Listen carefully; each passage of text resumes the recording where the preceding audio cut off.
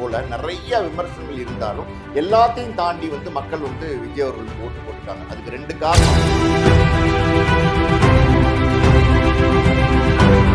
Cinema நடிகர்கள் வந்து தமிழ்நாட்டு முதலமைச்சரா வர முடியாது அப்படின்னு நீண்ட காலமா ஒரு பேச்சு இருந்தது. ஏன்னா எம்ஜிஆர் வந்து கிட்டத்தட்ட பல வருடங்கள் ஆயிடுச்சு. அந்த மாதிரி ஒரு மாசம்லாம் இனி நடிகனுக்கு இருக்காது அப்படின்னு சொன்னாங்க.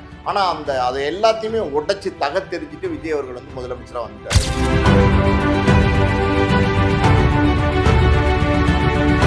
எல்லாருமே என்ன சொல்லுவாங்கன்னா, கொடுத்து சிவந்த கைகள் அப்படின்னா எம்ஜிஆரை தான் சொல்லுவாங்க. அந்த மாதிரி அவர் கடைசியா அவர் வாழ்ந்த வீடை கூட பார்த்தீங்கன்னா ஆதரவற்றவர்களுக்கு, அதாவது ஊனமுற்றவர்களுக்கு எழுதி கொடுத்துருக்காரு.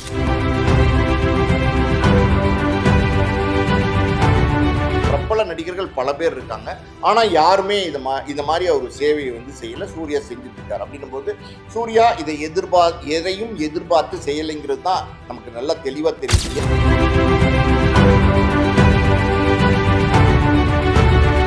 போவாரா வெற்றி அடைவாரான்னு யாருமே எந்த சூழல்லையுமே முடிவு பண்ண முடியாது. மக்கள் யாரை வெற்றி அடை செய்வாங்க, யாரை தோக்க செய்வாங்க அப்படிங்கிறது யாராலுமே சொல்ல முடியாது. அப்படிங்கும் போது அவர் அரசியலுக்கு வந்து நல்ல விஷயங்கள் செய்யணும்னு வந்தார்னா அது நல்லது தானே. அது எப்படி நம்ம கெட்டதுன்னு சொல்ல முடியும்?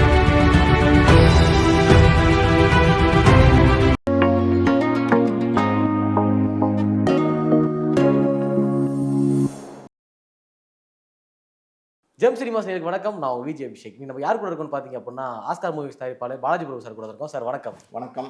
எப்படி இருக்கீங்க சார்? நல்லா இருக்கேன். ஒரே பேட்டர்னில் இன்னைக்கு ட்ரெஸ்லாம் போட்டு வந்திருக்கோம். Okay sir.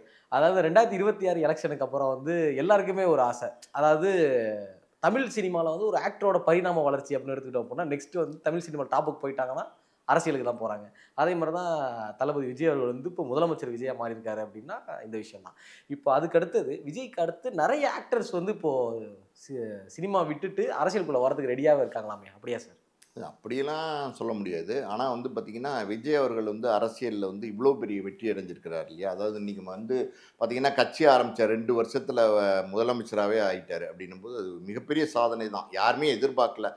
அதாவது விஜய் அவர்கள் முதலமைச்சராக வந்து உட்காருவார் அப்படிங்கிறது வந்து பார்த்திங்கன்னா அதை கெஸ் பண்ணதுன்னு சொல்லுவாங்கள்ல, அதில் ஒரு 2% இருக்கலாம். 98% என்ன சொன்னாங்கன்னா, இவரெல்லாம் வந்து நிச்சயமாக ஆட்சியெல்லாம் பிடிக்கவே முடியாது, எதுக்கு இந்த வீண் வேலை, நிச்சயமாக 1-2 சீட்டு ஜெயிக்கிறதே பெருசு, இவரே விஜயே ஜெயிக்க மாட்டார் அப்படின்ற விமர்சனங்கள் தான் இருந்தது. ஆனால் பார்த்தீங்கன்னா எல்லாத்தையும் முறியடிச்சிட்டு 2 பெரிய கட்சி இருக்காங்க, டிஎம்கே ஏடிஎம்கே, எல்லாத்தையும் வந்து தாண்டி மிகப்பெரிய ஒரு வெற்றி. இன்னைக்கு பார்த்தீங்கன்னா 108 சீட்டு. அது கட்சி ஆரம்பித்த 2 வருஷத்தில் அந்த சீட்டு கிடச்சிருக்கு. எல்லா இடத்துக்கும் பிரச்சாரத்துக்கு போனாரா அப்படின்னா பிரச்சாரத்துக்கு போல. நிறைய விமர்சனங்கள் இருந்தாலும் எல்லாத்தையும் தாண்டி வந்து மக்கள் வந்து விஜய் அவர்களுக்கு ஓட்டு போட்டிருக்காங்க. அதுக்கு 2 காரணம். ஒரு காரணம் வந்து அப்படின்னா விஜய் அவர்கள் மேலே மக்கள் வச்ச நம்பிக்கை.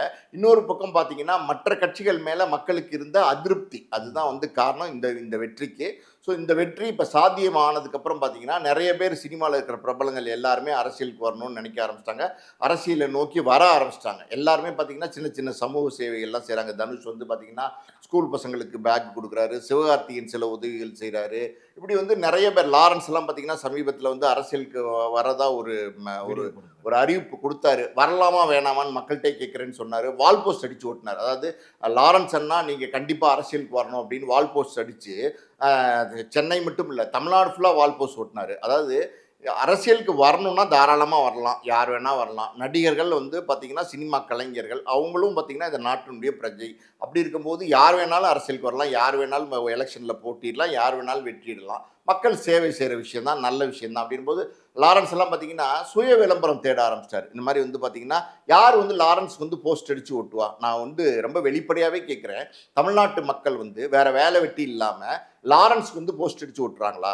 லாரன்ஸ் அண்ணா நீங்கள் கண்டிப்பாக அரசியலுக்கு வரணும் அப்படின்னு சொல்லி போஸ்ட் அடித்து வேண்டி விரும்பி கேட்டுக்கிறாங்களா லாரன்ஸை வர சொல்லி? அப்படி வர சொல்கிறதுக்கு தமிழ்நாட்டு மக்களுக்கு என்ன கட்டாயம் இருக்குது, என்ன தேவை இருக்குது? ஸோ இதெல்லாம் எப்படின்னா வரணும்னு நினைக்கும் போது தாராளமாக வரலாம். ஆனால் அதை விட்டுட்டு சும்மா தேவையில்லாமல் இந்த விளம்பரங்கள் பண்ணிக்கிறதெல்லாம் வந்து பார்த்திங்கன்னா அதெல்லாம் அனாவசியமானதாக நான் பார்க்குறேன். இப்போ சமீபத்தில் பார்த்தீங்கன்னா இப்போ நான் வரல ஆனால் வருவேன் அப்படிங்கிற மாதிரி சொல்லியிருக்காரு. ஸோ இந்த அரசியல் ஆர்வம் இப்போ நடிகர்களுக்கு எப்போ வந்தது அப்படின்னா, பலகாலமாக வந்து சினிமாவையும் அரசியலும் பிரிக்க முடியாத ஒரு சூழல் இருந்துகிட்டு தான் இருக்குது. கலைஞர்கள் அவர்கள் சினிமாவுக்கு அரசியல் வசனம் எழுதியிருக்கிறாரு. அதே மாதிரி பார்த்தீங்கன்னா அண்ணா அவர்களும் சினிமாவில் வந்து வசனங்கள் எழுதி பங்காற்றியிருக்கிறாரு. எம்ஜிஆர் அவர்கள், ஜெயலலிதா அவர்கள், அப்புறம் வந்து பார்த்திங்கன்னா இன்னைக்கு இருக்கிற எல்லா முதலமைச்சர்களுமே கிட்டத்தட்ட பார்த்தீங்கன்னா, இப்போ நீங்க பார்த்தீங்கன்னா மெஜாரிட்டியா தமிழ்நாட்டுல வந்து சினிமாலேருந்து வந்தவங்க தான் அதிகமான இருக்காங்க. கலைஞர்லேருந்து, அண்ணாலேருந்து, எம்ஜிஆர்லேருந்து, ஜெயலலிதாலேருந்து, இப்போ விஜய் முதல்வர் வரைக்கும் பார்த்தீங்கன்னா, சினிமாலேருந்து வந்தவங்கள தான் இருக்காங்க. அப்படி இருக்கும்போது அரசியலையும் சினிமாவையும் பிரிக்க முடியாத ஒரு சூழல் இருக்கு. அன்னைக்கு வந்து எஸ்எஸ்ஆர்லேருந்து பல பேர் தேர்தலில் போட்டிட்டு இருக்காங்க, வெற்றி பெற்றிருக்கிறாங்க. அதுக்கப்புறம் பார்த்தீங்கன்னா, ரஜினிகாந்துக்கு அரசியலுக்கு வரணும்னு ஒரு ஆர்வம் இருந்தது. ரஜினிகாந்த் அரசியலுக்கு வரேன்னு வந்து பல வருடங்களா சொல்லிட்டு வரலேன்னு திடீர்னு கதவை சாத்திட்டு போயிட்டாரு. கமலஹாசன் அரசியலுக்கு வந்தால் பெரிய மாற்றம் உருவாகும் அப்படின்னு எதிர்பார்த்தாங்க. கமலஹாசன் அரசியலுக்கு வந்தார். கமலஹாசனுடைய அரசியல் வரவு என்ன ஆச்சுன்றது எல்லாருக்குமே தெரியும். அதுக்கப்புறம் பார்த்தீங்கன்னா பாக்யராஜ் ட்ரை பண்ணாரு, டி ராஜேந்தர் அரசியல் கட்சி தொடங்கினாரு, ராமராஜன் வரணும்னு நினைச்சாரு, சரத்குமார் வந்தாரு. இப்படி பல பேர் வந்து அரசியலுக்கு சினிமா பிரபலங்கள் வந்திருக்கிறாங்க. ஆனால் பார்த்தீங்கன்னா யாருமே வந்து சோபிச்சதில்லை, சக்ஸஸ்ஃபுல்லாக வந்ததில்லை. எம்ஜிஆருக்கு அப்புறம் இனிமேல் சினிமாவில் வந்து யாரும் வந்து சினிமா நடிகர்கள் வந்து தமிழ்நாட்டு முதலமைச்சராக வர முடியாது அப்படின்னு நீண்ட காலமாக ஒரு பேச்சு இருந்தது. ஏன்னா எம்ஜிஆர் வந்து கிட்டத்தட்ட பல வருடங்கள் ஆயிடுச்சு. அந்த மாதிரி ஒரு மாசெல்லாம் இனி நடிகனுக்கு இருக்காது அப்படின்னு சொன்னாங்க. ஆனால் அதை எல்லாத்தையுமே உடைச்சி தகத்தெறிஞ்சிட்டு விஜய் அவர்கள் வந்து முதலமைச்சராக வந்துட்டார் அப்படின்னும் போது, இன்னைக்கு அவர் வந்துட்டார் அப்படின்னும் போது, அவர் நடிகராக இருந்து தான் வந்தார். சினிமா துறையில் ஒரு படிப்படியாக கஷ்டப்பட்டு ஒரு டாப் ஸ்டாராக வந்து மக்களுடைய நம்பிக்கை பெற்றவராக இருந்து ஒரு முதலமைச்சராக வந்துட்டார். அப்படின்னும் போது இன்னைக்கு மற்றவர்களும் அவரை ஃபாலோ பண்ணி வரணும்னு நினைக்கிறாங்க. அது ரொம்ப கஷ்டம். அதாவது வந்து பார்த்தீங்கன்னா, எப்படி சொல்கிறது, புளியை பார்த்து பூனை சூடு போட்டுக்கிட்ட கதையாக தான் இது போய் முடியும். ஸோ எல்லாருக்கும் அந்த வரவேற்பு கிடைச்சிருமா அப்படின்னா கிடைக்கும் நம்ம உறுதியாக சொல்ல முடியாது. Okay sir. இப்போ வந்து நம்ம இன்டர்வியூ போட்டதே வந்து ஒரு விஷயத்துக்கு தான். யாருன்னா நம்ம சூர்யா அவர்கள் வந்து புதுசாக கட்சி ஆரம்பித்து முதலமைச்சராக நிற்க போகிறாரு அப்படின்னு சொல்லி ஒரு சில அலசல் புலசலாக பேசிகிட்டு இருக்காங்க. இவங்க கட்சிக்காரங்களே போஸ்ட் அடிக்கிறது, மாநில தலைவர்கள் எல்லாருமே மீட்டிங் போட்டு நீ அரசியலுக்கு வர போகிறாரு அப்படின்னு சொல்கிறது, இந்த மாதிரி நடந்துட்டு இருக்கு. உண்மையா சார் சூர்யா அவர்கள் உண்மையிலே கட்சி ஆரம்பிக்க போகிறாரா? இல்லை, சூர்யா அவர்களை பொறுத்த வரைக்கும் பார்த்தீங்கன்னா, அகரம் ஃபவுண்டேஷன் ஒரு 15 வருஷமாக நடத்திட்டு வர்றார். நீண்ட ஒரு காலமாக பார்த்தீங்கன்னா அகரம் ஃபவுண்டேஷன் நடத்திட்டு வர்றாரு. அகரம் ஃபவுண்டேஷன் மூலமாக பார்த்தீங்கன்னா பல ஏழை மாணவர்களை, அதாவது முதல் தடவையாக பார்த்தீங்கன்னா பட்டதாரி ஆகிற பல மாணவர்களை, பிற்பட்ட மாணவர்களை, இன்ஜினியரிங், டாக்டர், வக்கீல்லாம் படிக்க முடியாத, ஒரு ஃபீஸ் கட்டி படிக்க முடியாத இருக்கிற ஏழ்மை சூழ்நிலையில் இருக்கிற மாணவர்களை தேர்ந்தெடுத்து அது உண்மையாலுமே அந்த தேவை இருக்கா அவங்களுக்கு அப்படிங்கிற மாதிரி எல்லாம் வந்து ஒரு எப்படி சொல்கிறது, ஒரு குழு அமைச்சு அந்த மாணவர்கள் யார் உண்மையாலுமே தேவைப்படுற மாணவர்கள் தேர்ந்தெடுத்து அவங்களுக்கு வந்து உதவி தொகை செஞ்சுட்டு வராரு. பல பேர் வந்து பார்த்திங்கன்னா இன்னைக்கு வந்து நூற்றுக்கணக்கான பேர் வந்து டாக்டரா, இன்ஜினியரா, வக்கீலா, இன்னும் பட்டதாரிகளாக வந்து சூர்யா மாற்றிருக்காரு அகரம் ஃபவுண்டேஷன் மூலமாக. இப்போ நீண்ட காலமாக பார்த்தீங்கன்னா இதை வந்து சூர்யா எந்த எதிர்பார்ப்பும் இல்லாமல் செய்கிறாரு. சூர்யாவுக்கு இந்த குணம் வந்து எப்படி வந்தது, திடீர்னு வந்ததா அப்படின்னா அப்படி கிடையாது. சிவகுமார் அவர்கள், அதாவது சூர்யாவுடைய தகப்பனார், அவரே பார்த்தீங்கன்னா ஆரம்ப காலத்தில் எனக்கு நல்லாவே தெரியும், 10th +2ல் வந்து பார்த்தீங்கன்னா முதல் இடம், அதாவது ஸ்டேட்லேயே ஃபஸ்ட்டு வர மாணவர்களுக்கு 10,000 ரூபா பரிசு ஒவ்வொரு வருடம் கொடுத்துட்டு இருந்தார். தினத்தந்தியில் அந்த ஃபோட்டோஸ்லாம் கூட வரும். ஸோ அப்பா செஞ்ச அந்த விஷயங்கள் அது நிச்சயமாக மகனுக்கு தெரிஞ்சிருக்கும். ஸோ அதை வந்து நம்ம இன்னைக்கு பெரிய நடிகனாக இருக்கோம், நல்லா சம்பாதிக்கிறோம், நல்ல வளமாக இருக்கும். அது யார் கொடுத்துருக்கா, இந்த தமிழ்நாடு மக்கள் தான் கொடுத்துருக்காங்கன்னும் போது அந்த தமிழ்நாட்டு மக்களுக்கு நம்ம திருப்பி ஏதாவது செய்யணும் அப்படின்ற ஒரு நல்ல எண்ணத்தில் வந்து இப்போ நீங்கள் நோட்டு புஸ்தகம் வாங்கி கொடுக்குறது, ஸ்லேட்டு வாங்கி கொடுக்குறது, பேக் வாங்கி கொடுக்குறது, பேனா பென்சில் வாங்கி கொடுக்குறது, இதை நம்ம விமர்சனம் பண்ணல. ஆனால் இந்த கல்வியை வந்து நீங்கள் ஒருத்தனுக்கு கொடுத்துட்டீங்கன்னு வச்சுக்கோங்களேன், அது காலங்காலத்துக்கு வந்து அவனுக்கு வந்து சோறு போடும். அதாவது வந்து அவனுடைய தலைமுறையை வந்து வாழ வைக்கும். அதுதான் உண்மை. அப்படிப்பட்ட ஒரு விஷயத்தை வந்து சூர்யா வந்து செஞ்சுட்டு இருக்காரு. அதாவது தானத்திலையும் சிறந்த தானம் என்ன சொல்கிறாங்க அப்படின்னா கல்வி தானம் தான் அப்படிங்கிறாங்க. அந்த கல்வியை வந்து பார்த்திங்கன்னா பல பேருக்கு வந்து கிடைச்சி அவங்க வந்து வாழ்க்கையில் வந்து பெரிய வெற்றி அடைகிற ஒரு சூழலை வந்து சூர்யா உருவாக்கி கொடுத்துருக்கிறார். அது ஒரு மிக சிறந்த விஷயம். தமிழ் சினிமா இண்டஸ்ட்ரியிலேயே யாரும் இந்த மாதிரி ஒரு சேவையை ஒரு அமைப்பை ஏற்படுத்தி, அகரம் ஃபவுண்டேஷன்ற மாதிரி ஒரு அமைப்பை ஏற்படுத்தி செஞ்சுக்கிட்டு இருக்காங்களா அப்படின்னா கிடையாது. பிரபல நடிகர்கள் பல பேர் இருக்காங்க, ஆனால் யாருமே இந்த மாதிரி ஒரு சேவையை வந்து செய்யலை. சூர்யா செஞ்சுட்டு இருக்காரு. அப்படின்னும் போது சூர்யா எதையும் எதிர்பார்த்து செய்யலைங்கிறது தான் நமக்கு நல்லா தெளிவாக தெரியுது. ஏன் அப்படின்னா இது இன்னைக்கு ஆரம்பித்து அடுத்த நாள் வந்து அரசியலுக்கு வராருன்னு ஒரு விமர்சனங்கள்லாம் கிடையாது. அதே மாதிரி 4 வருஷமாக நடத்திட்டு இருக்காரு, இப்போ அரசியலுக்கு வந்துட்டாருன்னு சொல்ல முடியாது. 15 வருடம் அப்படிங்கிறது வந்து நீண்ட காலமாக வந்து அதை நடத்திட்டு இருக்காரு. நல்ல விஷயங்களை பண்ணிட்டு இருக்காரு. விளம்பரம் எதுவும் இல்லாமல் நடந்துட்டு இருக்காரு. அதாவது வந்து ஒரு நான் ப்ராஃபிட்டபிள்னு சொல்லுவாங்க. அதாவது ஒரு லாப நோக்கம் இல்லாமல் மக்களுக்கு சேவை செய்யணும் அப்படிங்கிற எண்ணத்தில் மட்டுமே இதை வந்து சூர்யா செஞ்சுட்டு இருக்காருன்னு போது அடிப்படையில் நல்ல ஒரு மனிதராக நம்ம அவரை வந்து பார்க்க முடியும். முடியுது. அதே நேரத்தில் வந்து சூர்யா அவருடைய வளர்ப்பு, அவருடைய தந்தையாருடைய வளர்ப்பு, சிவகுமார் அவர்களை பற்றி நம்ம எந்த காலத்திலுமே எந்த தவறான செய்தியும் வந்து நம்ம கேள்விப்பட்டிருக்கவே முடியாது. அவ்வளோ கண்ணியமாக, அவ்வளோ வந்து நாகரிகமாக, அவ்வளோ டிசிப்ளின்டு, அதாவது ஒழுக்கமான ஒரு மனிதராக வந்து இன்னைக்கு 85 வயதுலையும் சிவகுமார் அவர்கள் வந்து சினிமா துறையில் இருக்கார். அவரும் ஒரு நடிகர் தான். ஸோ அவருடைய வாரிசு. அவருமே பார்த்தீங்கன்னா உங்களுக்கு சூர்யாவை பற்றி எந்த தவறான விமர்சனமும் எந்த காலத்துலையுமே வந்திருக்காது. ஒரு திமிரா நடந்துக்கிட்டாரு, ஒரு ஆட்டிடியூடாக நடந்துக்கிட்டாரு, அந்த மாதிரியெல்லாம் விமர்சனங்கள் என்றைக்குமே வந்ததில்லை. எங்கே நீங்கள் சூர்யா பார்த்தாலும், எந்த மேடையிலையோ பொது விழாவிலையோ எங்கே பார்த்தாலும் நீங்கள் பணிவான ஒரு சூர்யாவை தான் நீங்கள் பார்க்க முடியும். ஸோ நாம் இதெல்லாம் வந்து பல வருடங்களாக சூர்யாவை பார்த்துட்டு வரும், திரையில் நம்ம பார்த்துட்டு வரோம். கிட்டத்தட்ட பார்த்தீங்கன்னா 97 அவர் நடித்தார்னு நினைக்கிறேன், நேருக்கு நேர் படம். கிட்டத்தட்ட 30 வருஷம் சூர்யா திரை உலகத்துக்கு வந்து 30 வருஷம் பூர்த்தி ஆக போகுது. அப்படி இருக்கும்போது இந்த 30 வருஷமாக நம்ம பார்த்துட்டு வர சூர்யா ஒரு நல்ல நடிகரை தாண்டி நல்ல மனிதராக நம்ம பார்க்குறோம். அப்படி இருக்கும்போது அவர் அரசியல் வரணும் அப்படின்னு நினைச்சா அது தப்பே கிடையாது. தாராளமாக அரசியலுக்கு வரலாம். ஒரு விஷயத்தை தெளிவாக புரிஞ்சுக்கணும். அது என்ன அப்படின்னா, அரசியல் என்பது மக்களுக்கு சேவை செய்யக்கூடிய ஒரு பணி. அதுதான் மக்கள் பணி. மக்களுக்கு நல்லது செய்யறதுக்கு தான் அரசியலுக்கு வராங்கன்றது தான் உண்மையான எண்ணம். தொண்டு செய்கிற எண்ணத்தோட வரணுங்கிறது தான் உண்மையான ஒரு அரசியல் நோக்கமாக இருக்கும். அந்த ஒரு எண்ணத்தோட யார் வேணாலும் வரலாம். சூர்யா இல்லை, திரை நடிகர்கள் இல்லை, யாராக இருந்தாலும் சரி அரசியலுக்கு வரலாம். யாருடைய வரவையும் யாருமே தடுக்கவும் முடியாது. இது தனிப்பட்ட முடிவு. ஆனால் சமீபத்தில் பார்த்தீங்கன்னா லாரன்ஸ் எப்படி போஸ்டர் ஓட்டினாரோ அதே மாதிரி பார்த்தீங்கன்னா சூர்யா அவர்களுடைய படம் போட்டு சூர்யா அவர்கள் அரசியலுக்கு வரணும் அப்படிங்கிற மாதிரி சில போஸ்டர்கள்லாம் சென்னையில் தமிழ்நாடு ஃபுல்லாக ஒட்டப்பட்டிருந்தது. அது நம்ம பார்க்க முடிந்தது.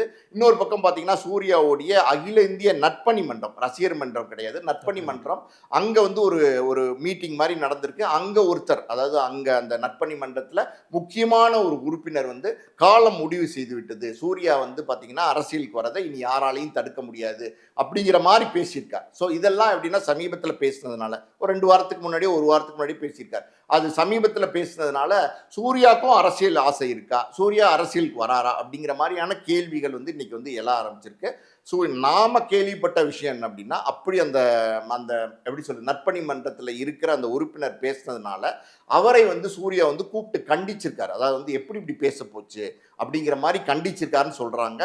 அது சரியா இருக்கும். ஏன்னா இப்ப அது நியாயம். அதாவது எதுக்கு போஸ்ட் ஓட்டணும், எதுக்கு வந்து இப்படி வந்து பேசணும், மேடை ஏறி பேசணும், அரசியல் எதுக்கு அரசியலுக்கு வர்றதுங்கிறத எதுக்கு விளம்பரப்படுத்திக்கணும், விளம்பரப்படுத்த தேவையே கிடையாது. அப்படின்னும் போது சூர்யாவை பொறுத்த வரைக்கும் பார்த்தீங்கன்னா அரசியலுக்கு வரலாம், எதிர்காலத்தில் அரசியலுக்கு வரலாம். அந்த எண்ணங்கள் அவருக்கு இருந்தால் தாராளமாக அரசியலுக்கு வரும்போது நம்ம வரவேற்கணும். காரணம் என்ன அப்படின்னா, அவருக்கு அந்த அரசியலுக்கு வரணுங்கிற எண்ணம் வர்றதுக்கு முன்னாடியே பல சேவைகள் வந்து செஞ்சுட்டு இருக்கிறாருன்னும் போது ஒரு நல்ல எண்ணத்தோடு அவர் வந்து அரசியலுக்கு வந்தால் நிச்சயம் மக்களுக்கு நல்லது செய்வார் அப்படின்னு நம்ம எதிர்பார்க்கலாம். ஸோ சூர்யா அரசியலுக்கு வராரா வரமாட்டாரா அப்படிங்கிறது அவர் தான் முடிவு பண்ணணும். யாராக இருந்தாலும் நான் சொன்ன மாதிரி பார்த்தீங்கன்னா யாருக்கும் உரிமை உண்டு அரசியலுக்கு வர்றதுக்கு, போட்டியிடுறதுக்கு, வெற்றி அடைகிறதுக்கு, மக்கள் சேவை செய்கிறதுக்கு. நல்ல எண்ணத்தோட, நேர்மையான எண்ணத்தோட யார் வேணாலும் அரசியலுக்கு வரலான்னும் போது சூர்யாவும் வரலாம். ஆனால் அது அந்த முடிவு அவருடையது.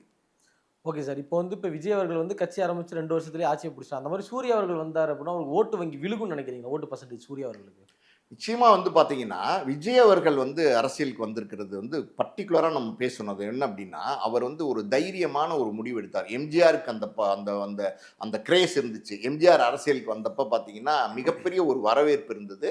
அவர் வந்து கட்சி தொடங்கி உடனே வந்து அவர் வந்து தேர்தலில் போட்டியிடல. அவர் வந்து பார்த்தீங்கன்னா படிப்படியாக தான் வந்து பார்த்தீங்கன்னா எல்லா தொகுதிகள்லையும் போட்டியிட்டார். அங்கே வெற்றியும் கண்டார், முதலமைச்சரும் ஆனார். அவருக்கான செல்வாக்கு வந்து பார்த்தீங்கன்னா மக்கள்கிட்ட பெரிதளவில் இருந்தது. தொடர்ந்து பார்த்தீங்கன்னா 10 வருஷம் முதலமைச்சராக எம்ஜிஆர் அவர்கள் இருந்தார். அவருடைய மறைவுக்கு பிறகு தான் டிஎம்கே வந்து மறுபடியும் வந்து ஆட்சியை பிடிக்க முடிஞ்சது. அப்படி ஒரு சூழல் இருந்தது. காரணம் என்ன அப்படின்னா, எம்ஜிஆர்ங்கிற நடிகர், அவரை நடிகரை தாண்டி நல்ல மனிதராக எல்லாரும் பார்த்தாங்க. எப்படின்னா எல்லாருமே என்ன சொல்லுவாங்கன்னா, கொடுத்து சிவந்த கைகள் அப்படின்னா எம்ஜிஆரை தான் சொல்லுவாங்க. அந்த மாதிரி அவர் கடைசியாக அவர் வாழ்ந்த வீடை கூட பார்த்தீங்கன்னா ஆதரவற்றவர்களுக்கு, அதாவது ஊனமுற்றவர்களுக்கு எழுதி கொடுத்துட்டு போயிட்டார். அவர் எதுவுமே பெருசாக சொத்து சேர்த்து தனக்குன்னு வச்சுக்கல. பல விஷயங்களை வந்து பிறருக்குன்னு கொடுத்துட்டு போயிட்டாரு. அவர் போகும் காலத்தில் வந்து அவர்கிட்ட மிச்ச மீதி இருந்த சொத்துக்களை கூட மக்களுக்கு தான் அவர் வந்து மேக்சிமம் கொடுத்துட்டு போயிட்டார். இதுதான் உண்மை. அப்படி இருக்கும்போது ஒரு எம்ஜிஆர் அப்படிங்கிற ஒரு நபர், ஒரு நடிகர், ஒரு நல்ல மனிதர், அவரை தாண்டி இன்னொருத்தர் வந்து அவரை மாதிரி ஒருத்தர் வர முடியுமா அப்படின்னா அவரை மாதிரி ஒருத்தர் வர முடியாது அப்படின்னு வந்து நீண்ட காலமாக பேசிக்கிட்டு இருந்தாங்க. ஆனால் அந்த எப்படி சொல்றது, அந்த மித்துன்னு சொல்லுவாங்கல்ல, அதை வந்து உடைச்சது யார் அப்படின்னா விஜய் அவர்கள். விஜய் அவர்கள் வந்து பார்த்தீங்கன்னா 2 வருஷத்துல வந்து கட்சி ஆரம்பிச்சு 2 வருஷத்துல வந்து மாநாடெல்லாம் நடத்தி 234 தொகுதியிலையும் போட்டிட்டு, இதெல்லாம் பெரிய சேலஞ்ச். இதெல்லாம் வந்து எப்படின்னா ஒரு முடிவு அது தைரியமா எடுத்தார். அதை தான் நீங்க அங்க பாராட்டணும். பல விமர்சனங்கள் இருந்தது. ஏன் நாமளே கூட வந்து விஜய் அவர்கள் மேல நிறைய விமர்சனங்கள் வச்சிருந்தோம். அவர் வந்து நிச்சயமா வெற்றியடைய மாட்டார் அப்படிங்கிறது நம்ம கூட சொல்லியிருந்தோம். நம்மளுடைய கருத்து எல்லாத்தையும் பொய்க்கடித்து விஜய் அவர்கள் வந்து இன்னைக்கு இவ்வளோ பெரிய வெற்றி அடைஞ்சிருக்கார் அப்படின்னா அதுக்கு ஒரு காரணம், ரொம்ப முக்கியமான காரணம் என்னன்னா, ஒரு முடிவை அவர் எடுத்தார். அந்த முடிவில் அவர் வந்து பலமா ஸ்திரத்தன்மையோடு நின்னாரு. எலெக்ஷன்ல போட்டியிடுவேன் அப்படிங்கிறது ஒரு தைரியமான முடிவு. அதுவும் 234 தொகுதியிலையும் அரசியல் அனுபவமே இல்லாத கட்சி தாவேக்கால விஜய் அவர்கள் மட்டும் இல்லை, அந்த கட்சியில் இருந்த எல்லாருமே பார்த்தீங்கன்னா அரசியல் அனுபவம் பெரிதா இல்லாமல் இருந்தவங்க தான். அவங்க எல்லாருமே 234 தொகுதியிலையும் போட்டிட்டு 108 தொகுதிகளில் வந்து அவங்க வெற்றி அடைஞ்சிருக்காங்க. அப்படின்னா அதுவும் பர்டிகுலராக பார்த்தீங்கன்னா அங்கே நிறுத்தப்பட்ட வேட்பாளர்கள் இருக்காங்கல்ல தாவேக்கா சார்பா, அவங்கெல்லாம் பெருசாக வந்து முகம் தெரியாதவங்க, அடையாளம் தெரியாதவங்க, ஒரு சிலரை தவிர உஷியானந்த் மாதிரி, மாதவ அர்ஜுனா மாதிரி ஒரு சிலர் தவிர பல பேர் வந்து யாருன்னே தெரியாது, யார் என்னன்னே தெரியாது. ஆனால் அவங்கெல்லாம் வந்து தேர்தலில் போட்டிட்டு வெற்றி அடைஞ்சிருக்காங்க. அப்படின்னா மக்கள் வந்து ஒரே ஒரு விஷயத்தை மட்டும்தான் பார்த்துருக்காங்க. அது என்ன அப்படின்னா அந்த முகம், விஜய் அப்படிங்கிற அந்த முகத்தை மட்டும்தான் பார்த்துருக்காங்க. அவர் தான் போட்டிடுறார் 234 தொகுதியில் அப்படின்னு மட்டும்தான் மக்கள் நினச்சிருக்காங்க. அதனால வந்து எப்படின்னா யாருக்கு ஓட்டு போட்டாலும் அது விஜய்க்கு போட்டதா வந்து அவர்கள் வந்து போட்டிருக்காங்க ஓட்டு. அதனால தான் இந்த வெற்றி வந்து பல பேர் இன்னைக்கு வந்து வெற்றி அடைஞ்சதுக்கு அப்புறம் சொல்றாங்கப்பா ஜெயிச்சிட்டார் அப்படிங்கிறாங்க. நிறைய பேர் வந்து பார்த்தீங்கன்னா பாராட்டி வந்து நேர விஜய் அவர்களை போய் பார்க்குறாங்க. ஆனால் அந்த அந்த வெற்றியை அடைகிறதுக்கு அவருடைய போராட்டம்னு ஒன்று இருந்திருக்கு பார்த்தீங்களா, அதுவும் அந்த போராட்டத்தை எதிர்கொள்கிற மன தைரியமும் ஒன்று இருந்துச்சு பார்த்தீங்களா, அதுவும் விஜய் செஞ்சதுனால தான் இந்த வெற்றி அவருக்கு சாத்தியமாச்சு. இன்னைக்கு வந்து தமிழ்நாட்டு முதலமைச்சராக இருக்கார். இதே ரஜினிகாந்தே நீங்கள் எடுத்துக்கங்களேன், ரஜினிகாந்துக்கு வந்து அரசியலுக்கு வரணுங்கிற எண்ணங்கள்லாம் இருந்தது. 1996 பார்த்தீங்கன்னா ஜெயலலிதா அம்மையாரை எதிர்த்து குரல் கொடுத்தார். இந்த ஆட்சி மீண்டும் வந்தால் கடவுளால் கூட காப்பாற்ற முடியாது அப்படின்னு வந்து குரல் கொடுத்தார். அந்த நேரத்தில் அது ஒரு அரசியல் குரல். அதாவது வந்து பார்த்தீங்கன்னா அது ஒரு சினிமா நடிகர், அந்த குரல் வந்து அரசியல் குரல். அந்த தேர்தலில் பார்த்தீங்கன்னா ஜெயலலிதா அம்மையார் தோத்தே போனார். ரஜினியோடைய ஒரு வார்த்தை, ரஜினி சொன்னதை மக்கள் வந்து ஏற்றுக்கிட்டாங்க. அன்னைக்கு வந்து ரஜினி சொன்னதை சரின்னு சொல்லி டிஎம்கேக்கு வந்து ஓட்டு போட்டாங்க. அன்னைக்கு வந்து ரஜினிக்கு மிகப்பெரிய செல்வாக்கு இருந்தது. 96 மட்டும் ரஜினி வந்து அரசியலுக்கு வந்திருந்தா, எழுதி வச்சுக்கோங்க, ரஜினியே சொன்னார்ல சமீபத்து பேட்டியில், 96 வந்திருந்தா நீங்கள் முதலமைச்சர் ஆயிருப்பீங்களா அப்படின்னு கேட்டதுக்கு ஆமாம் நிச்சயமாக முதலமைச்சர் ஆயிருப்பேன்னு சொன்னார்ல, அது உண்மைதான் 96 வந்திருந்தா நிச்சயமாக ரஜினி அவர்கள் முதலமைச்சராக வந்திருப்பார். ஆனால் ரஜினி அவர்கள்ட்ட இருந்த மைனஸ் என்ன அப்படின்னா, அவர் வந்து வரலாமா வர வேண்டாமா அந்த குழப்பத்துக்குள்ளே வந்து கிட்டத்தட்ட 20 ஆண்டு காலம் இருந்துட்டு வேண்டான்னு முடிவு பண்ணி போயிட்டார். தைரியமா ஒரு முடிவு எடுக்கல ரஜினி அவர்கள். அதனால தான் அவருக்கு இந்த பின்னடைவு. அவர் நடிகனா மட்டுமே இருக்கிறார், ஒரு அரசியல் தலைவராக பார்க்கப்பட முடியல. ஆனால் அதே நேரத்தில் விஜய் அவர்கள் அவர் தைரியமா ஒரு முடிவு எடுத்தார். அந்த முடிவில் வந்து அவர் உடனே செயல்படுத்தினார் அந்த முடிவை. அதனால தான் இந்த வெற்றி விஜய் அவர்களுக்கு கிடைச்சிருக்கு. ஸோ அரசியலுக்கு இன்னைக்கு பல பேர் வரணும்னு நினைக்கிறது எப்படின்னா, விஜய் அவர்கள் வந்து சினிமா நடிகனாக இருந்துட்டு அரசியலுக்கு வந்துட்டார் அப்படின்னு நினைக்கிறாங்க. அது அப்படி கிடையாது. விஜய் அவர்களுக்கு இருக்கிற அந்த மாசு கிரேஸ் இருக்கு பார்த்தீங்களா, நம்ம பாராட்டுறதுக்காண்டி சொல்லலை, உண்மை நிலவரம் அப்படிதான். நீங்கள் ஒரு சாதாரணமான ஒரு 85 87 வயது கிளவிட்ட கேட்டால் கூட ஓட்டு யாருக்கு போட்டிங்க அப்படின்னா விசிலுக்கு போட்டேன் அப்படின்னு சொல்கிறாங்க. அந்த அளவுக்கு வந்து ஒரு தாக்கத்தை ஏற்படுத்தியிருக்கிறார். மக்கள் மனசில் போய் இடம் பிடிச்சிருக்கிறார். மக்கள் விரும்புகிறாங்கிறதா ரொம்ப முக்கியம். ஒரு சினிமா நடிகராக இருந்து கிட்டத்தட்ட ஒரு 33 வருஷத்தில் அவர் பண்ண சாதனை என்ன அப்படின்னா, சினிமாங்கிற மீடியா, அது பெரிய மீடியா, அந்த மீடியா மூலம் அவர் மக்களுடைய மனசில் போய் இடம் பிடிச்சிருக்கிறாரு. ஒவ்வொரு வீட்டில் உள்ள ஒவ்வொரு உறுப்பினர்ட்டையும் அவர் மனசில் போய் இடம் பிடிச்சிருக்கிறாருன்னும் போது அதுதான் இந்த வெற்றிக்கு சாத்தியம். அதே மாதிரி எல்லாரும் வந்து அரசியலுக்கு வரணும்னு நினைக்கிறாங்க. வர்றது தப்பு கிடையாது, யார் வேணாலும் வரலாம். ஆனால் எல்லாரும் வந்து விஜய் அவர்களுடைய அந்த புகழ் பேரை அடைந்து அந்த ஓட்டு சதவீதத்தை வாங்கி அவர் வெற்றி அடைவார்களா அப்படின்னா நம்ம சொல்ல முடியாது. சூர்யா அவர்களும் அப்படிதான். அவர் வந்து அரசியலுக்கு வர காலகட்டம், வரேன்னு இப்போ சொல்லலை, ஒருவேளை வரேன்னு சொல்லி வர காலகட்டம் இருந்தது என்றால் அந்த காலகட்டத்தில் பார்த்தீங்கன்னா அன்னைக்கு சூர்யாவுக்கு வந்து என்ன நிலவரம், அப்போ மக்கள் எந்த அளவுக்கு விரும்புகிறாங்க, இன்னும் என்னென்ன படங்கள் நடிச்சிருக்காரு, இன்னும் என்ன நல்ல விஷயங்கள்லாம் பண்ணியிருக்காரு, அதெல்லாம் பார்த்து அவர் ஓட்டு போடுவாங்க. ஆனாலும் பார்த்தீங்கன்னா விஜய் அவர்களுடைய வெற்றி இருக்குது பார்த்தீங்களா, அது ராட்சச வெற்றி. அந்த வெற்றியை இன்னும் ஒரு 25-30 வருஷத்துக்கு வேறு ஒரு நடிகர் தொடுவார் என்பது மிக மிக கடினம். எம்ஜிஆர் தொட்டார், எப்போ தொட்டார், 77 தொட்டார். இன்னைக்கு வந்து பார்த்தீங்கன்னா கிட்டத்தட்ட 40 வருஷம் ஆயிடுச்சு. இன்னைக்கு அந்த வெற்றி மறுபடியும் விஜய் அவர்கள்ட்ட இருந்து இன்னொரு நடிகனுக்கு போகணும், இன்னொரு திரை நடிகன் வந்து அந்த இடத்துக்கு வரணும் அப்படின்னா அது கிட்டத்தட்ட 40 வருஷம் ஆகும். Okay sir. Correct sir. இப்ப எல்லாமே நீங்க சொன்ன மாரி எல்லாமே பக்காவா போயிட்டு இருக்கு. ஆனா இப்போ வந்து ஏற்கனவே ஒரு அகரம் ஃபவுண்டேஷன் அப்படின்னு சொல்லி ஒரு ஃபவுண்டேஷன் ஒண்ணு நடத்திட்டு இருக்காரு. இதுலயே அவருக்கு நெறைய சப்போர்ட்டர்ஸ் நெறைய பேர் இருக்காங்க. அகரம் ஃபவுண்டேஷன்லயே நெறைய பேர் படிச்சு அப்ராட்லாம் செட்டில் ஆயிருக்காங்க. இப்ப நம்ம ஷோலயே பார்க்குறோம். இப்ப ரீசென்ட்டா அவங்க ஒரு ஃபங்ஷனும் வச்சிருந்தாங்க. அந்த ஃபங்ஷன்ல வந்து சூர்யா அவர்களால தான் வந்து என்னோட பையன் இப்ப நான் நல்லா இருக்கணும். அதெல்லாம் சூர்யா தான் காரணம் அப்படின்னு சொல்லி ஏகப்பட்ட சப்போர்ட்டர்ஸ் இப்ப இருக்காங்க. விஜய் அவர்கள் முன்னாடி நெறைய நல்ல விஷயம் பண்ணியிருக்காங்க. ஆனா அது நெறைய பேருக்கு அது பெருசா தெரியல.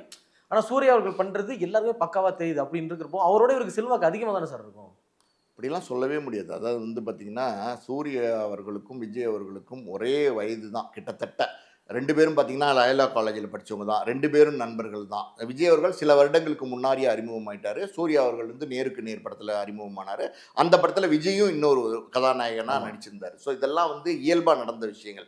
அதுக்கப்புறம் பார்த்தீங்கன்னா, ஃப்ரெண்ட்ஸுங்கிற படத்தில வந்து 2 பேரும் வந்து சேர்ந்து ஆமாங்க நடிச்சாங்க. சார். அதுக்கப்புறம் தனித்தனியா 2 பேரும் நடிக்க ஆரம்பிச்சுட்டாங்க. இன்னைக்கும் நல்ல நண்பர்களா இருக்காங்க. ஆனா, இவர் நல்ல விஷயங்கள் செய்றார் அப்படிங்கிறதுனாலயே மக்கள் மனசுல வந்து முழுசா இடம் பிடிச்சுருவார்ன்னு நம்ம சொல்லவே முடியாது.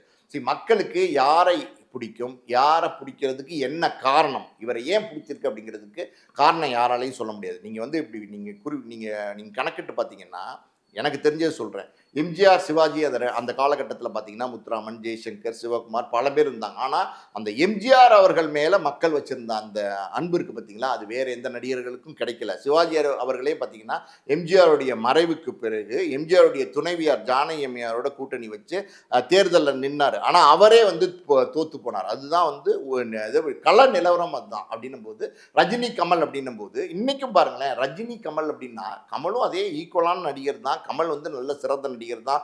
நல்ல பிரமாதமா நடிக்கக்கூடிய நடிகர் தான். இந்த இந்த நூற்றாண்டின் மிகச்சிறந்த நடிகர் கமல் அப்படிங்கிறதுல எந்த மாற்று கருத்தும் கிடையாது. ஆனா, மக்களுக்கு ரஜினியை ரொம்ப பிடிச்சிருக்கு. ரஜினி அப்படின்னா கமலை விட 100 மடங்கு ஜாஸ்தியா லைக் பண்றாங்க. உண்மை உண்மை நிலவரம் அதுதான். அததான் நம்ம பேசுறோம். யார் மேலேயும் ஒரு கோவத்துல நம்ம பேசல. அதே மாரி விஜய் அவர்கள் வந்து மக்கள் பெருசு விரும்புறாங்க. பெருசா லைக் பண்றாங்க. என்ன ஏதோ ஒண்ணு வந்து பிடிச்சிருக்கு. ரொம்ப ரொம்ப பிடிச்சிருக்கு அவரை வந்து. அதனால தான் வந்து மக்கள் வந்து அந்த இவ்வளோ பெரிய வெற்றியை குடுத்துருக்காங்க. இந்த மாரியான வெற்றியெல்லாம் அதாவது சாதாரணமான வெற்றி கிடையாது. இது வந்து எப்படின்னா, இது ஒரு ஒரு சாதனையாளர் பண்ண வேண்டிய வெற்றி. 2 வருஷத்துல பார்த்தீங்கன்னா, ஆட்சிய பிடிச்சு இன்னைக்கு வந்து சீஃப் மினிஸ்டரா உட்கார்ந்திருக்காரு அப்படின்னா, இது வந்து மிகப்பெரிய சவால். பல சவால்களை எதிர்கொண்டிருக்கார். அதுக்கு அதுக்கு யார் காரணமா இருந்தா? மக்கள் காரணமா இருந்தாங்க. பெருவாரியான மக்கள் விஜயை வந்து விரும்பி வந்து ஓட்டு போட்டிருந்தாங்க. அதனால தான் வந்து இந்த இந்த வெற்றி வந்து அவருக்கு கிடைச்சது. ஸோ சூர்யா அவர்கள் வந்து அகரம் ஃபவுண்டேஷன் மூலமா 15 வருஷத்துக்கு மேல நல்ல விஷயங்கள்லாம் பண்ணிட்டு இருக்காரு. அதனாலேயே வந்து மக்கள் அவருக்கு ஓட்டு போட்டுருவாங்களா அப்படின்னா, அது நம்ம அப்படி சொல்லவே முடியாது. யாருக்கு மக்களோட ஒரு கனெக்டிவிட்டி கிடைக்குதோ, மக்களுக்கு யாரை வந்து ரொம்ப விரும்புறாங்களோ, அதிகமா நேசிக்கிறாங்களோ, அவங்களுக்கு தான் ஓட்டு போடுவாங்க. அந்த வகையில சூர்யாவும் நல்ல மனிதர், நல்ல நடிகர். நிறைய விஷயங்கள் நல்ல விஷயங்கள் பண்ணிட்டு இருக்காரு. ஸோ அவர் அரசியலுக்கு வரேன்னே இது வரைக்கும் சொல்லல. வரட்டும். வர காலகட்டத்தில அந்த சூழ்நிலை எப்படி இருக்குங்கிறத நம்ம பொறுத்து தான் பார்க்கணும். Okay sir. இப்ப சூர்யா அவர்கள் சப்போஸ் அரசியல் கட்சி தொடங்கி அரசியலுக்கு வந்துட்டாரு அப்படின்னா, அது அவருக்கு நல்லதா கெட்டதா சார்?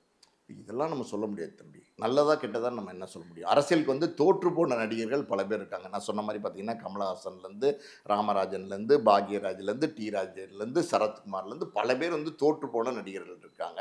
ஸோ வந்து ரஜினிகாந்த் அவர்கள் வந்து வரேன்னு வந்து வராமே போன நடிகர்களும் இருக்காங்க. ஸோ இப்படி இருக்கும்போது, இவர் வர்றது நல்லதா கெட்டதான்னு நம்ம எப்படி சொல்ல முடியும்? எப்பவுமே வந்து அரசியலுக்கு வர்றதுங்கிறது என்னன்னா, என்ன நினைக்க ஆரம்பிச்சுட்டாங்கன்னா, சினிமால வந்து நடிக்கிறாங்க. சினிமால வந்து பிரபலமான நடிகர் ஆனதுக்கப்புறம், அடுத்து நம்ம அரசியலுக்கு வந்துரலாம். அடுத்து நம்ம முதலமைச்சரா வந்துரலாம். அந்த நோக்கம் வந்து தவறு. அந்த மாரி நோக்கத்தோட அரசியலுக்கு வரவே கூடாது. அரசியலுக்கு நல்ல எண்ணத்தோட வரணும். தூய்மையான எண்ணத்தோட, நேர்மையான எண்ணத்தோட அரசியலுக்கு வரணும். மக்களுக்கு வந்து நம்ம ஏதாவது செய்யணும். பொதுப்பணி தான். மக்களுக்கு ஏதாவது செய்யணும், நல்லது செய்யணும் அப்படிங்கிற நல்ல எண்ணங்களோட வந்து அரசியலுக்கு வர்றது தான். அப்படி இருக்கும்போது, சூர்யா வந்து நீங்க கேட்கிற கேள்வி எப்படி இருக்குன்னா, அவர் வந்து அரசியலுக்கு வந்து அவர் வந்து பார்த்தீங்கன்னா, தோற்று போயிருவாரா அப்படின்னு நினைக்கிறீங்க. அப்படி கிடையாது. தோத்து போவாரா, வெற்றி அடைவாரான்னு யாருமே எந்த சூழல்லையுமே முடிவு பண்ண முடியாது. மக்கள் யார வெற்றியடை செய்வாங்க, யார தோற்க செய்வாங்க அப்படிங்கிறது யாராலுமே சொல்ல முடியாது. அப்படின்னும்போது, அவர் அரசியலுக்கு வந்து நல்ல விஷயங்கள் செய்யணும்னு வந்தார்னா, அது நல்லது தானே. அது எப்படி நம்ம கெட்டதுன்னு சொல்ல முடியும்? அப்படி சொல்லவே முடியாது. அவர் முதல்ல வரவே இல்ல. இன்னைக்கு என்னன்னா, விஜய் அவர்கள் வெற்றிக்கு அப்புறம் சினிமா நடிகர்கள் எல்லாருமே அரசியலுக்கு வரணும்னு ஆசைப்படுறாங்க. எல்லாருமே முதல் எலெக்ஷன்லேயே ஜெயிக்கணும்னு ஆசைப்படுறாங்க. எல்லாருமே வந்து முதலமைச்சர் நாற்காலியில உட்காரணும்னு ஆசைப்படுறாங்க. அது தவறு. Okay sir. இப்போ ஒரு சூர்யா அவரோட வரிசையிலே வந்து சிவகார்த்திகேயன் அவரும் வந்து இப்போ கட்சி ஆரம்பிக்க போறாரோ, இல்ல வந்து ஒரு பெரிய கட்சியோட கூட்டணி சேர போறாரு அப்படின்ற ஒரு பேச்சு இருக்கு. அதே மாதிரி தனுஷ் அவர்களும் வரப்போறாரு. அதே மாதிரி சிம்பு அவர்களும் வந்து உங்க அப்பா வச்சிருந்த கட்சி இப்போதைக்கு கட்சி வந்து இப்போதைக்கு எந்த ஒரு செயல்பாடுமே இல்லாம இருக்கு. இப்போ அத வந்து இவர் கன்டின்யூ பண்ண போறாரு அப்படின்ற மாதிரி பேச்சுக்கள்லாம் இருக்கே சார். இது எப்படி சார் பாக்குறீங்க? நீங்க வந்து பிரதீப் ரங்கநாதன், கென் கருணாஸ்லாம் 41 இல்ல விட்டுட்டீங்க. சார். இல்ல பிரதீப் ரங்கநாதன், கென் கருணாஸ்லாம் விட்டுட்டீங்க. அவங்களையும் சேர்த்துக்குங்க இந்த லிஸ்ட்ல. அவங்க 41 இல்ல சார். நடிக்க வர எல்லாருமே வந்து முதலமைச்சர் ஆகணும்னு ஆசைப்பட்டு அது நடக்கவே நடக்காது தம்பி. நான் தான் சொன்னேன்ல, ஒரு எம்ஜிஆர் கிட்டத்தட்ட 50 வருஷத்துக்கு முன்னாடி இருந்தாரு. அதுக்கப்புறம் நீண்ட இடைவெளிக்கு அப்புறம் பார்த்தீங்கன்னா, நடுவுல ஜெயலலிதா அம்மையார் வந்து சினிமாலேருந்து வந்தவங்க தான். ஆனா வந்து பார்த்தீங்கன்னா, எம்ஜிஆர் அவர்கள் ஏடிஎம்கேன்ற கட்சிய தொடங்கி வந்து அவர் ஆட்சிய பிடிச்சார். அவர் தான் சாதனையாளர். அதுக்கப்புறம் அவங்க வழி வந்தவங்க தான் வந்து ஜெயலலிதா அம்மையார். ஸோ அதே மாரி வந்து ஒரு கட்சிய தொடங்கி ஆட்சிய பிடிச்சவர் வந்து விஜய் அவர்கள். ஸோ எல்லாரும் அந்த மாரி ஆசைப்படுறது வந்து ரொம்ப ரொம்ப தவறு. அது சரியான வழியும் கிடையாது. சரியான விஷயமாவும் இருக்காது. ஓகே. இது என்னோட கடைசி கொஸ்டின் சார். என்னோட சந்தேகம் என்னவா இருக்கு அப்படின்னா, இப்போ வந்து சூர்யா ரசிகர்கள் வந்து போஸ்டர் ஒட்டியிருக்காங்க. அவரோட கட்சியிலேருந்து இருக்க அவரோட கட்சியில நற்பணி மன்றத்தில இருக்கிற ஒரு முக்கியமான ஒருத்தர் வந்து மேடை போட்டு சொல்லியிருக்காரு. ஆனா சூர்யா இதுக்கு எதுக்குமே எந்த ஒரு எதிர்ப்புமே தெரிவிக்காமலே இருக்காரே சார். எதனால சார் அது? எதிர்ப்பு எல்லா விஷயத்துக்கும் பதில் சொல்லணும்னு அவசியம் இல்ல. எல்லா விஷயத்துக்கும் பதில் சொல்லுவாங்கன்னு எதிர்பார்க்கிறதும் அவசியம் இல்ல. இதெல்லாம் வந்து அவர் பேசியிருக்கிறாரு. அவர வந்து கூப்பிட்டு சூர்யா வந்து கண்டிச்சிருக்கிறார் அப்படின்னு சொல்றாங்க. அதுதான் உண்மை. அத வந்து திருப்பி அத வந்து இப்ப சூர்யா ஒரு பதில் குடுக்குறாருன்னு வச்சுக்கோங்களேன். அப்ப சூர்யாவுக்கு அரசியல் ஆர்வம் இல்லையா அப்படின்னு கேள்வியோட நீங்க வந்துருவீங்க. அதானே உண்மை. கண்டிப்பா. இப்ப அதுக்கு பதில் சொல்றது ஆபத்தா தான் இருக்கு இன்னைக்கு இருக்கிற சூழ்நிலையில. அதனால அதெல்லாம் வேண்டாம். எல்லாத்துக்கும் பதில் சொல்லிட்டே இருக்க முடியுமா? அதனால வேண்டாம்னு நினைச்சிருப்பாரு. ஒரு சின்னதா ஒரு டவுட் சார்.